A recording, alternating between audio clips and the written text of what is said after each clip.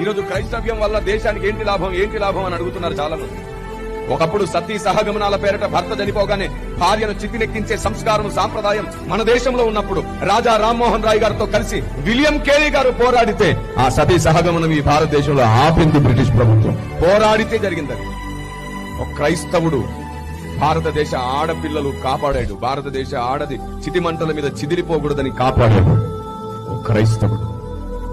ఆడపిల్లలు చదువుకోవాలి ఖచ్చితంగా అని చెప్పి విశ్వవిద్యాలయాలు పెట్టాడు ఓ క్రైస్తవుడు విలియం కేరీ.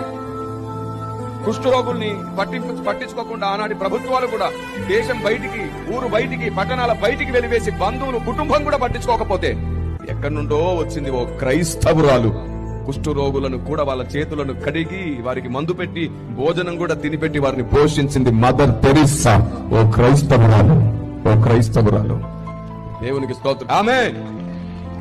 ఇలా చెప్పుకుంటూ పోతుంటే ఈ రాత్రి మొత్తం సరిపోతుంది. అంత మేలు జరిగింది భారతదేశానికి క్రైస్తవుడి వల్ల. Download ShareChat.